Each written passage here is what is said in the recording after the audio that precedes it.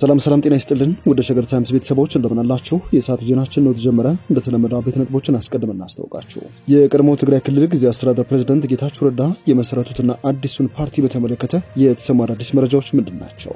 የህወሓትን ግዙፍ ሀብት ያንቀሳቅሳል የሚባለው ኤፈርትን ቁልፍ የያዙት ዋነኛው ሰው የጌታቸው ረዳን ፓርቲ መቀላቀላቸው የተሰማ ነው። ዝርዝሩን በዜናችን ተሰማላችሁ። የአማራ ብሔራዊ ንቅናቄ አብን ከሰሞኑ ያወጣው መግለጫ ድጋፍም ተቃውሞም እየጎረፈበት ይገኛል። አብን የፋኖና ደጋፊዎችን በጦርነት ህልውናን ማረጋገጥ የሚለውን አቋም አያዋጣም ሲል መተቸታቸውን ተከትሎ ኤርትራን በተመለከተም የሉዓላዊነት ሂደቱን ጥያቄ ውስጥ ማስገባቱን ተከትሎ ተቃውሞዎች፣ ድጋፎች እየተሰሙ ነው። በወፍ በረር የምንቃኘው ጉዳይ ይሆናል። ኢትዮጵያ፣ ሩሲያና ቻይና ዓለም አቀፍ ሳይንሳዊ ጨረቃ ምርምር ጣቢያ ለመፍጠር የሚያደርጉትን ጥረት መቀላቀሏ ተሰምቷል። ኢትዮጵያን ጨምሮ የተቀላቀሉ ሌሎች ሀገራት ማን ናቸው? ሌላኛው ትኩረታችን ይሆናል። ከሰሞኑ ከጎረቤት ሀገር ጅቡቲ ጋር ስለ ባህር አጠቃቀም ስምምነት እንደፈረመች የተነገረላት ግብጽ አሁን ደግሞ ከሱዳኑ ፕሬዝዳንት ጀነራል አልቡርሃን ጋር አዲስ ስምምነት መፈረሟ እየተሰማ ይገኛል። ይህ ከኢትዮጵያ አንጻር እንዴት ይታያል? ዝርዝሩን በዜናችን ተሰማላችሁ። እንደተለመደው እያደመጣችሁን አብራችሁን ቆዩ። የቻናላችን የዘወትር አክብሮታዊ ግብዣ ነው። ወደ ቀዳሚ ጉዳያችን እናምራ።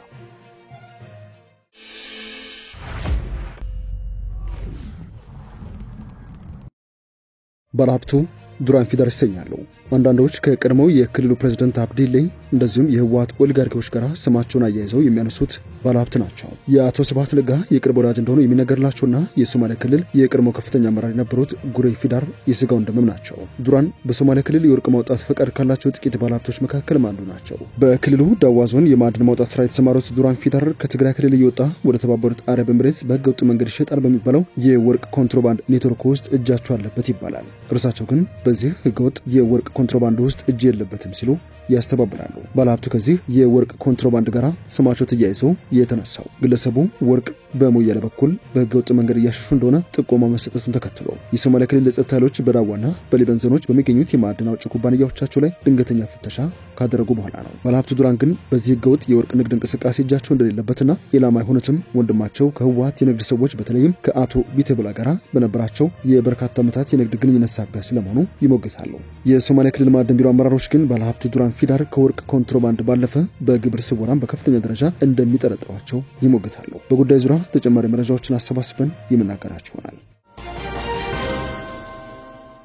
በአቶ ጌታቸው ረዳ የሚመራው ከህወሓት የተከፈለው ቡድን አዲስ የፖለቲካ ፓርቲ ለማቋቋም በሂደት ላይ ስለመሆኑ ከአመራሮች መካከል አንዱ ይፋ አድርገዋል። ስለዚህ ፓርቲ እስካሁን ድረስ የሚታወቁ ጉዳዮች ምንድናቸው? ተከታዩ ዘገባ ምላሽ አለው። አዲሱና በምዝገባ ሂደት ላይ የሚገኘው የፖለቲካ ፓርቲ በሊበራል ዲሞክራሲ ጽንሰ ሐሳብ የሚከተል ስብስብ መሆኑን የተናገሩት አመራሩ ትግራይ ሊበራል ዲሞክራሲያዊ ፓርቲ በማለት ለመጠራት ስለመወሰኑም ተናግረዋል። ስማቸው እንዳይገለጽ የጠየቁት የቀድሞ የህወሓት አመራር ይህ ስም የፖለቲካ ፓርቲውን ለመመስረት በእንቅስቃሴ ላይ ባሉ ሰዎች የተመረጠ እንጂ ከምርጫ ቦርድ እውቅና ስላላገኘ ጉባኤ ሲካሄድ ሊቀየር ወይንም ሊሻሻል ይችላል ስለማለታቸው ቢቢሲ ዘግቧል። በሁለት ተከፍሎ እርስ በርሱ ሲካሰስ የቆየ ህወሓት የኢትዮጵያ ምርጫ ቦርድ ባስቀመጠው ቀነ ገደብ ጉባኤ ማካሄድ ባለመቻሉ ከፓርቲነት ሊሰረዝ እንደሚችል ቦርዱ ማስታወቅ ይታወሳል። የመሰረዝ አደጋ የገጠመው በደብረጽዮን የሚመራው ህወሓት ከኢትዮጵያ መንግስት ጋር ተደራድሮ የፕሪቶሪያ ስምምነት እንደፈረመ ድርጅት እንደ አዲስ በቦርዱ መመዝገቡ ተገቢ ያለመሆኑን ሲገልጽ ቆይተዋል። የህወሓት መሰረዝ ስጋት የፈጠረባቸው በአቶ ጌታቸው ረዳ የሚመራው የህወሓት ማዕከላዊ ኮሚቴ አባላት ከሳምንታት በፊት በወጡት መግለጫ በዶክተር ደብረጽዮን ለሚመራ ቡድን በጋራ ጉባኤ ለማካሄድ ጥሪ አቅርበው የነበረ ቢሆንም በጎ ምላሽ አለማግኘታቸውን ገልጸዋል። በመሆኑም ይላሉ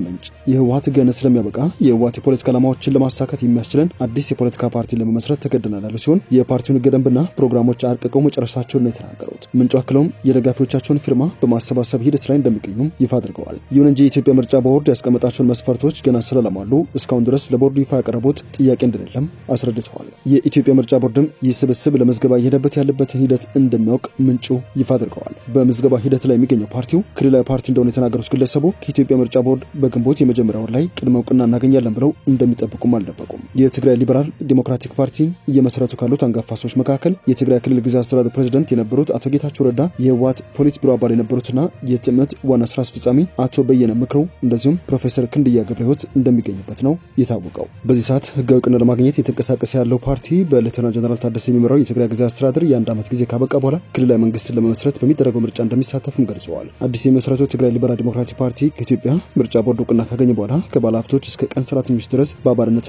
በአመራርነት ተቀላቅለው ሊሳተፉበት እንደሚችሉ ነው የተናገሩት። ከፓርቲው መስራቾች አንዱ የሆኑት ጌታቸው ረዳ የጠቅላይ ሚኒስትሩ የምስራቅ አፍሪካ ጉዳዮች አማካሪ ሚኒስትርና ፕሮፌሰር ክንድያ ገብረህይወት በሚኒስትር ዴኤታ ማዕረግ የትምህርት ሚኒስትር ሆነው በጠቅላይ ሚኒስትር አብይ መሾማቸው የሚታወስ ነው። ዜናችን እንደቀጠለ ነው። የአማራ ብሔራዊ ንቅናቄ አብን መግለጫ ድጋፍም ተቃውሞም እየጎረፈበት ይገኛል። አብን ከሰሞኑ ባወጣው መግለጫ የፋኖና ደጋፊዎችን በጦርነት ህልውና ማረጋገጥ የሚለውን አቋማቸውን አያዋጣም ሲል ተችቶ ነበር። ኤርትራን በተመለከተም የሉዓላዊነት ሂደቱን ጥያቄ ውስጥ አስገብቶታል። ይህን መግለጫ በሁለት መልኩ የተከፈለ ምላሽ እያስተናገደ ይገኛል። በአንድ በኩል ከስሜት የጸዳ መስመሩን ያስተካከለ በኢትዮጵያ ብሔራዊ ጥቅሞችና በአማራ ህዝብ ፍላጎቶች ላይ ያለውን ግልጽ አቋም ያሳየበት ነው በሚል ያወደሱት ወገኖች አሉ። ከነዚህ መካከል የኢትዮጵያ ብሔራዊ ጥቅምን በሚመለከት አሰብ ወደብ በየትኛው ዋጋ ከኤርትራ ወጥቶ ወደ ኢትዮጵያ እጅ መመለስ አለበት የሚል አቋም ያንጸባረቀ ሲሆን ኤርትራ የተገነጠለችበትን መንገድ የተደበሰበሰና የሀገሪቱ ሉዓላዊነት ያለመላ ኢትዮጵያ ህዝብ እውቅና ምክክር የተደመደመ ነው ሲል አጣጥሎት ነበር። የአማራን ህዝብ ፍላጎት በተመለከተም የህዝቡ ጥያቄዎች በሰላም መንገድ የሚፈቱበትን መንገድ እንደግፋለን የሚል አቋም ያራመደ ሲሆን በጦርነት የሚፈታ የህዝብ ጥያቄ የለም ሲል ሞግቶም ነበር። በክልሉ በቀጠለው ግጭት በተኩስ ልውውጥ አያሌ ንጹሃን ህይወታቸውን ማጣታቸውን፣ መቁሰላቸውን፣ ከቀያቸው መፈናቀላቸውን፣ የትምህርት ቤቶች መዘጋታቸውን፣ ፖለቲካ ውስጥ የሌሉ መምህራኖች መረሸናቸውን፣ የባለሀብቶችና የታዋቂ ሰዎች ደህንነት አደጋ ላይ መውደቁን፣ የአማራ ህዝብ ኢኮኖሚያዊ ሂደትም እየተቀዛቀዘ መምጣቱን ጠቁሞ ይህ የአማራ ህዝብ መሰረታዊ ጥያቄዎች እንዲመለሱ የሚደረገውን ሰላማዊ ትግል አማራጭ እንዲደበዝዝ አድርጎታል ሲልም ሞግቶ ነበር። በመሆኑም ይህንን ለመጪው ዘመን ጭምር የሚተርፍ ዳፋ ያለውን ተግባር በማያሻማ መልኩ እናወግዛለን ባይ ነው። ይህንን አቋሙንም ደጋፊዎቹ እያሞገሱት ይገኛሉ። ከዚህ ጽንፍ በሆነ መልኩ ደግሞ የነ ዶክተር በለጠ ሞላን አመራር የሳሎን ውሻ ሲሉ የተቃወሙት ወገኖችም አሉ። የንቅናቄው መግለጫ ፋኖን ትጥቅ መፍታት፣ ኤርትራን ደግሞ እንውረድ የሚሉ አቋሞች ተንጸባርቀውበታል የሚሉት እነዚህ ወገኖች በአማራ ክልል ኃይሉን አሰማርቶ ወረራ ፈጽሟል ሲሉ የሚከሱትን የፌዴራል መንግስት ደግፈው የፋኖ ኃይሎችን የወነጀለ ነው በሚል ከሰውታል። የራሱን ልዩነት በቅጡ መፍታት አልቻለም ሲሉ የሚከሱትን ይህንን የአብን አመራር ስብስብ ስለ ኤርትራ ሉዓላዊነት መሞገትም ስሜት የማይሰጥ አቋም ነው ሲሉ ያጣጣሉትም አሉ። ለክልሉ ጦርነት መፍትሄ ለመስጠት ገለልተኛና ተቀባይነት ያለው ሲሉ የጠሩት ኃይል አሸማጋይ ሆኖ እንዲቋቋም ከመሞገት ይልቅ በገዢው ፓርቲ የተመሰረተ ነው ባሉት ብሔራዊ ምክክር ኮሚሽን በኩል እልባት እንዲሰጠው ጥሪ ያቀረበበት መግለጫ የመንግስት ተላላኪ መሆናቸውን ያሳያል ሲሉም የከሰሱትም አሉ። የሰዓቱ ዜናችን እየተደመጠ ይገኛል። ወደ ሌላኛው ጉዳያችን እናምራችሁ።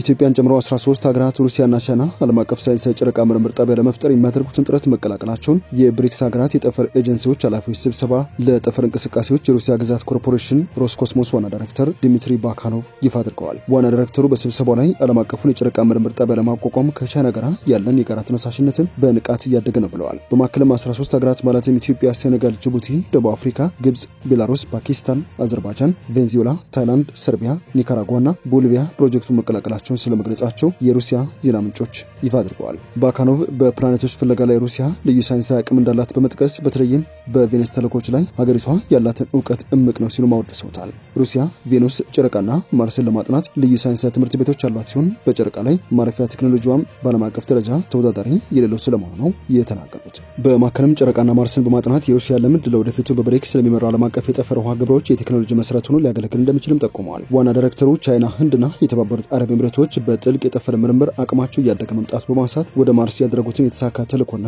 የጨረቃ ፍለጋ ልምድን ጠቅሰዋል። ይህም የበለጠ ቀልጣፋና ኢኮኖሚያዊ የጋራ ፕሮግራሞችን ለማሳደግ ያስችላል ብለዋል። የሩሲያ መንግስት የህግ አውጪ ኮሚሽን ዓለም አቀፍ ሳይንሳዊ ጨረቃ ጣቢያ አይሳይስ ማቋቋሚያ ላይ ከቻይና ጋር የተደረገውን ስምምነት በፈረንጆቹ ዳር 9 2023 ማጽደቁ የሚታወስ ነው። የግብፁ ፕሬዝዳንት አብዱል ፈታህ አልሲሲና የሱዳኑ ጀነራል አብዱል ፈታህ አልቡርሃን በናይል ተፋሰስ ላይ የውሃ ደህንነት በጋራ ለማስጠበቅ መወያየታቸው ተሰምተዋል። ሁለቱ መሪዎች ትላንት በካይሮ ጉብኝት ባደረጉበት ጊዜ በተለያዩ ጉዳዮች ለመወያየታቸው የተገለጸ ሲሆን በአፍሪካ ቀንድ ጉዳዮች በተለይም በአባይ ተፋሰስ ዙሪያ መነጋገራቸውን የግብጽ ፕሬዝዳንት ጽህፈት ቤት አስታውቋል። የሁለቱ ሀገራት መሪዎች ባወጡት መግለጫ ላይ መሪዎቹ በሱዳን መልሶ ግንባታና በውሃ ደህንነት ላይ መወያየታቸውን አስታውቀዋል። የሁለቱ ሀገራት የውሃ ደህንነትን ለማስጠበቅ መነጋገራቸውን የገለጸው የግብጽ ፕሬዝዳንት ቃል አቀባይ መሪዎቹ በውይይታቸው ወቅት በብሉ ናይል ላይ የሚወሰድ የተናጠል እርምጃን እንቃወማለን ማለታቸውን ጠቅሰዋል። የሁለቱ ሀገራት መሪዎች በአባይ ተፋሰስ ላይ የሚገኙ ሀገራት ተጠቃሚ የሚሆኑበትን የዓለም አቀፍ ሕግን ለማስከበር እንደሚሰሩ መነጋገራቸው ነው የተሰማው። በሁለቱ ሀገራት መካከል ያለው የአመለካከት ውህደት በግብጽና በሱዳን ብሔራዊ ደህንነት መካከል ባለው ጥብቅ ትስስር የተደገፈ ነው ያለው ፕሬዝዳንቱ ጽህፈት ቤት በአባይ ተፋሰስ ላይ የሚኖር የውሃ ደህንነትን በጋራ ለማስጠበቅም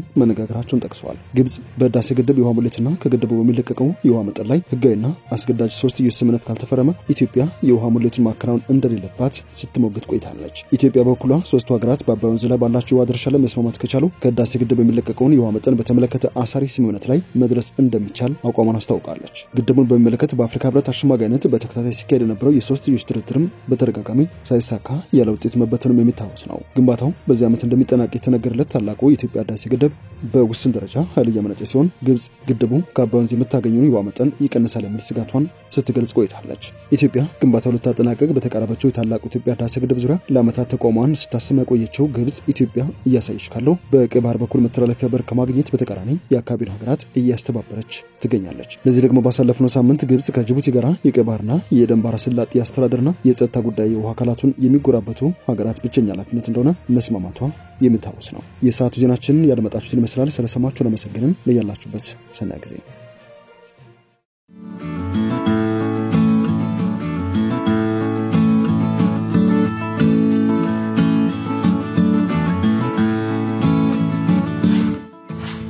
ሸገር ታይምስ ሚዲያን ሰብስክራይብ በማድረግና ደወሉን በመጫን ይከተሉን።